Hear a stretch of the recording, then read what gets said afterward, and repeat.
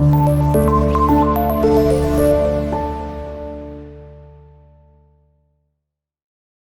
वालेकुम। मैं आपका केमिस्ट्री टीचर मोहम्मद अब्दुल्ला ज़िया। बच्चों, आज हम chapter number 6 first year chemistry, उसमें चैप्टर नंबर 6 को स्टडी करेंगे, केमिकल जेनेटिक्स।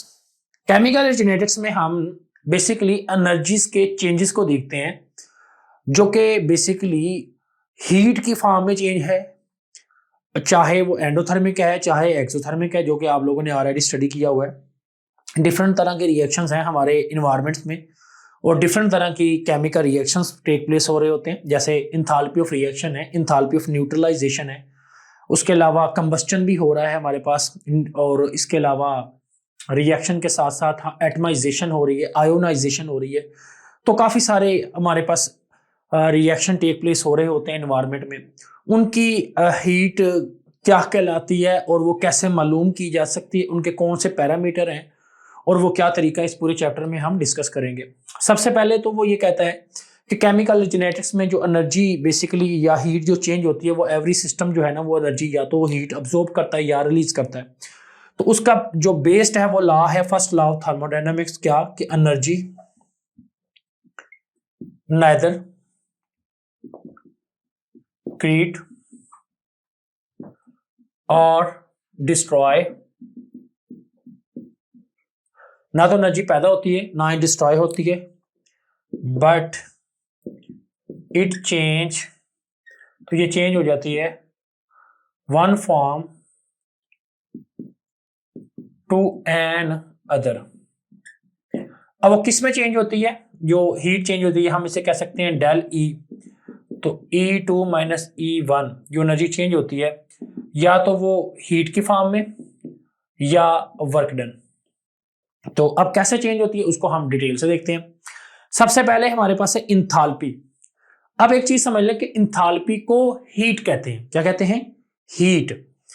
इंथाल्पी हीट कहलाती है, एनर्जी कहला सकती है, एनर्जी चेंज कह सकते हैं, इंथाल्पी चेंज कह सकते हैं। क्या होती है जी इंथाल्पी चेंज?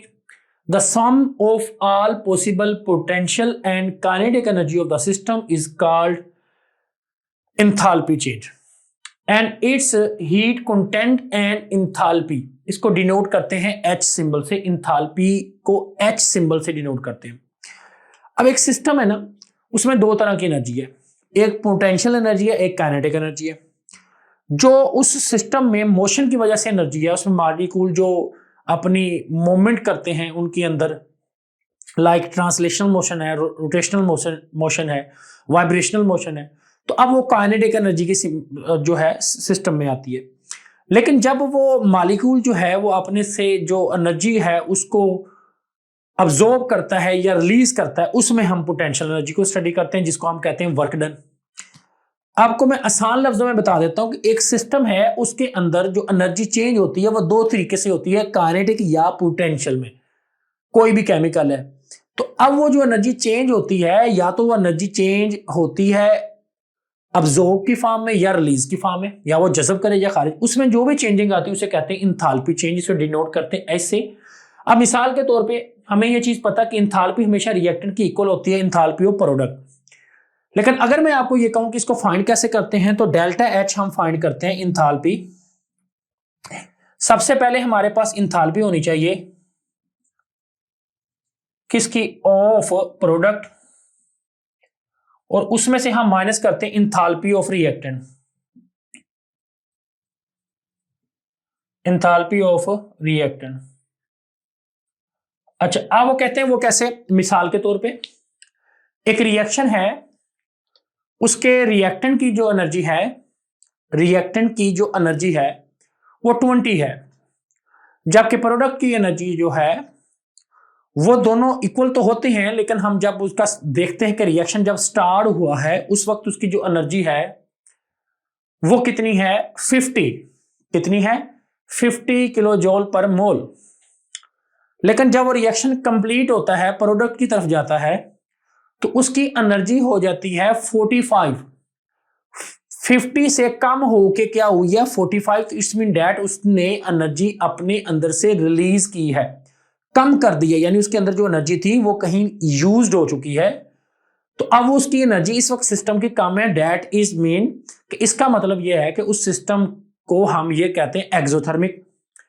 अब एक सिस्टम है जिसकी एनर्जी मिसाल के तौर पे 50 किलो जूल पर मोल है, और अगर उस सिस्टम को जब कंप्लीट होता है, वो रिएक्शन कंप्लीट होता है, उसकी एनर्जी होती है 80 किलो जूल पर मोल, तो उसकी एनर्जी बढ़ गई है, तो इसका मतलब उसने सराउंडिंग से इकट्ठी की है, जज़ब की है, तो जिसे हम कहते हैं एंडोथर्मिक। अब इसमें दो चीजें हैं, एक है एक्सोथर्मिक प्रोसेस, एक है एंडोथर्मिक। अब इतना तो आपको पता है कि एक्सोथर्मिक क्या होता है, एंडोथर्मिक, लेकिन इस बात को समझने के लिए आपको एक चीज समझनी पड़ेगी कि मेरे पास यहां पे एक कप है, ये कप है हमारे पास, या कोई बीकर है, इसके अंदर मिसाल के तौर पे कोई चाय वगैरह या कोई दूध पड़ा है जिसको हम हीट कर रहे हैं। अब ये इसके अंदर जो भी चीज पड़ा है उसको हम कहते हैं सिस्टम। ये हमारे पास सिस्टम, सिस्टम की डेफिनेशन है the portion of the universe which under study is called system. अब इस वक्त जो इसके इर्द गिर्द किचन है या जो भी माहौल है, ये कमरे की दीवारें, इसे कहते हैं सराउंडिंग। अब अगर आप गौर से देखें, इस वक्त बर्तन के अंदर जो मटेरियल पड़ा है जिसको आप स्टडी कर रहे हैं वो तो सिस्टम है, और बाहर सराउंडिंग है। जो बर्तन की ये जो दीवारें हैं जो इस वक्त इस सिस्टम को सराउंडिंग से डिफरेंट कर रही हैं, इसे कहते हैं बाउंड्री। तो तीन चीजें आपने पढ़ी, सिस्टम, सराउंडिंग एंड बाउंड्री।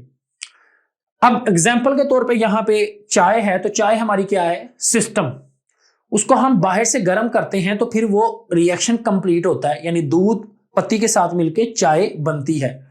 तो हम उसको हीट देते हैं, कहां से देंगे, ये जो चूल्हा है ये बाहर है, ये सराउंडिंग है, तो वो सराउंडिंग से हीट जज़ब करता है और फिर वो रिएक्शन कंप्लीट होता है। तो लिहाजा हर एंडोथर्मिक रिएक्शन सराउंडिंग से हीट जज़ब करता है, किसकी तरफ, सिस्टम की तरफ। अ केमिकल रिएक्शन, ठीक है, a chemical reaction or physical change in which heat is absorb, जज़ब की जाती है बाय द सिस्टम, सिस्टम जज़ब करता है फ्रॉम सराउंडिंग, बाहर से, उसे कहते हैं एंडोथर्मिक प्रोसेस।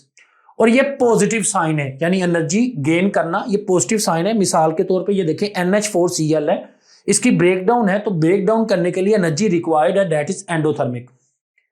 अगर एक्सोथर्मिक की बात करें तो कोई भी एक्सोथर्मिक है तो वो उसके अंदर से हीट निकल रही होती है, वो अंदर से हीट खारिज कर रहा होता है। मिसाल के तौर पे एसिड और बेस को अगर आप मिला देते हैं तो एसिड और बेस को बच्चों मिलाने की वजह से अंदर से हीट निकलती है। अब मिसाल के तौर पे यहां पे मेरे पास कोई एक एसिड और बेस मिला है, तो इसके अंदर से हीट बाहर जा रही, अंदर कौन है, सिस्टम, बाहर कौन है, surrounding. The chemical or physical change, chemical or physical change in which heat is evolved, खारिज होती है फ्रॉम द सिस्टम, अंदर से, टू सराउंडिंग, बाहर। तो हम इस डेफिनेशन को याद करेंगे, क्योंकि एक्सोथर्मिक रिएक्शन प्रोसीड ही तब होता है जो अंदर से हीट खारिज करता है। इसमें C+O2 CO2 -393 किलो जूल पर मोल, ये हमने देखा कि इसको नेगेटिव साइन कहते हैं और एंडोथर्मिक को पॉजिटिव साइन। अब आ गया ग्राफ, और इसके लिहाज से आपको MD-CAT और E-CAT में क्वेश्चन आएंगे और ये बड़ा इंपॉर्टेंट है। सबसे पहले आप देखें कि जिस वक्त आप चाय बना रहे होते हैं, अगर आप उसमें हाथ भी डाल दें तो आपके हाथ को कुछ नहीं होता, लेकिन जब चाय बन चुकी होती है, मुकम्मल हो चुकी है, तो आप हाथ नहीं डाल सकते, आपका हाथ जल सकता है। सेम ऐसे ही ये ग्राफ कहता है कि रिएक्शन और इंथाल्पी में कि इसमें जो रिएक्टेंट है, यहां से रिएक्टेंट की एनर्जी बढ़ के प्रोडक्ट की एनर्जी ज्यादा हो जाती है। ये दो स्टेजेस हैं, रिएक्टेंट डाउन पे है, प्रोडक्ट ज्यादा है। तो अगर आप चाय के केस में ही देख लें कि वो जब बनना शुरू होते हैं, रिएक्टेंट को हम डालते हैं, उस वक्त एनर्जी कम, जब प्रोडक्ट चाय बन चुकी हो तो एनर्जी ज्यादा, और ये है एंडोथर्मिक रिएक्शन। एक्सोथर्मिक रिएक्शन में जो रिएक्टेंट होते हैं उनकी एनर्जी उस वक्त तो ज्यादा होती है, रिएक्टेंट की एनर्जी ज्यादा होती है, और जब वो अपने अंदर से हीट खारिज कर कर करके एक टाइम ऐसा होता है कि एक्सोथर्मिक ने सारी हीट खारिज कर देते हैं और वो बिल्कुल ठंडे हो जाते हैं अपने अंदर से हीट खारिज करके, तो प्रोडक्ट की एनर्जी क्या हो जाती है, कम।